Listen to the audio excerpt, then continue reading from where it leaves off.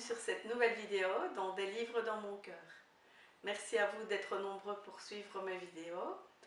Je tiens toutefois à attirer votre attention sur le fait que voilà, je veux privilégier le temps de lecture et le temps d'analyse de mes lectures. Et donc je ne partagerai plus sur tous les réseaux sociaux les vidéos. Donc je ne peux que vous encourager à vous abonner pour ne manquer aucune de mes vidéos.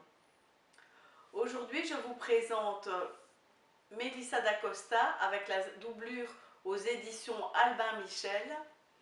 C'est le tout nouveau Mélissa d'Acosta et voilà, j'imagine que en démarrant cette vidéo, il y en a beaucoup qui vont dire « Ah oui, non, pas encore Mélissa d'Acosta ».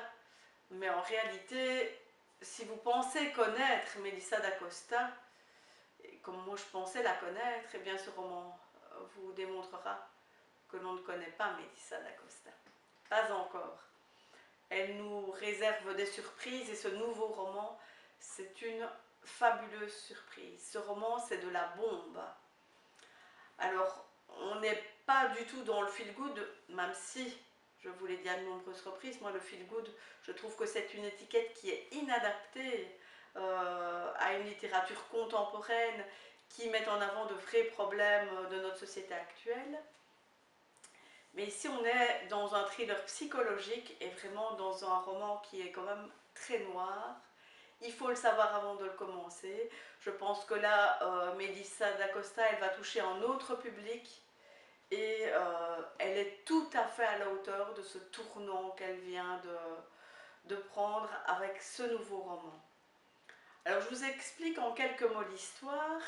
C'est l'histoire d'Evie, une jeune femme qui vit une rupture un peu douloureuse et aussi une rupture qui lui laisse beaucoup d'amertume parce qu'elle a attendu son amoureux Jean à Marseille plusieurs mois, pendant plusieurs années de sa vie. Jean est marin, il revient 3 mois par an à Marseille et voilà, Evie a passé son temps, 9 mois sur l'année, à attendre le retour de son amoureux. Et au dernier retour, bah voilà, elle essaye de savourer chaque moment. Mais au moment du départ, Jean lui dit, ben voilà, je repars, mais je ne reviendrai pas. Et donc, il laisse Evie derrière elle en lui disant quasiment que voilà, il n'a pas de regret de la laisser là.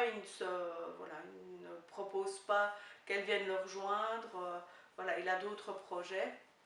Et donc, Evie a vraiment l'impression d'avoir perdu son temps, d'avoir gâché quelques années de sa vie à l'attendre. Et donc,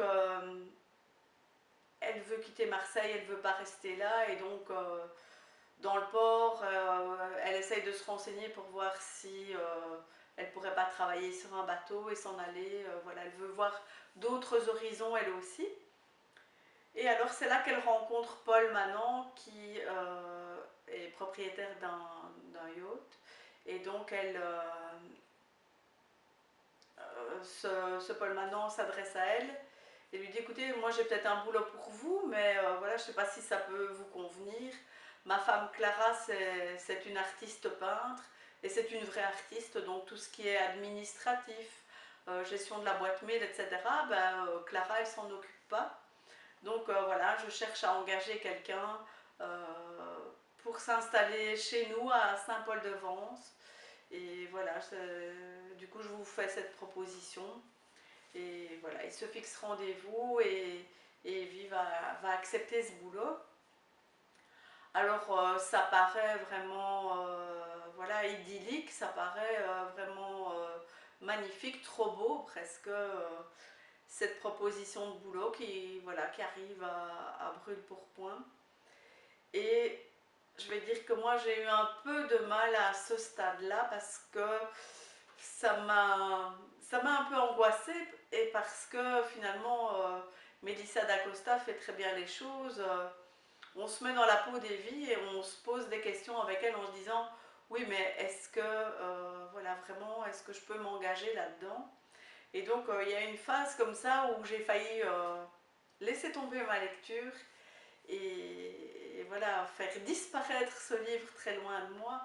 Et puis finalement, j'ai fait un effort, j'ai surmonté ces angoisses et j'ai poursuivi ma lecture et je trouve que voilà, c'était vraiment une lecture qui vaut vraiment la peine, voilà, avec une thématique de l'emprise qui est abordée d'une façon vraiment sublime.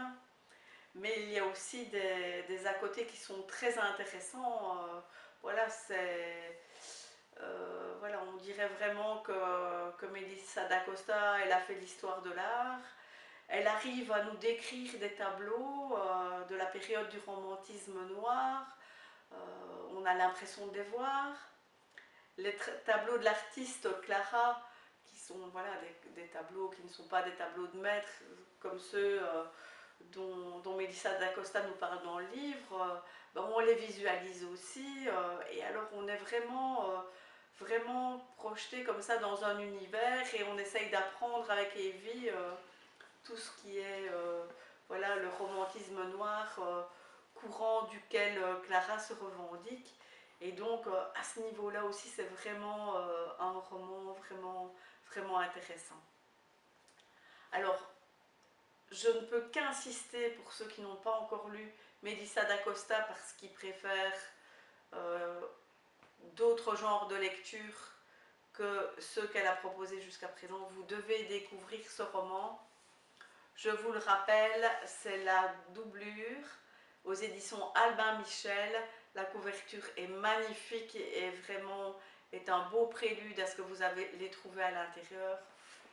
Alors, en attendant une prochaine vidéo, surtout, lisez-le.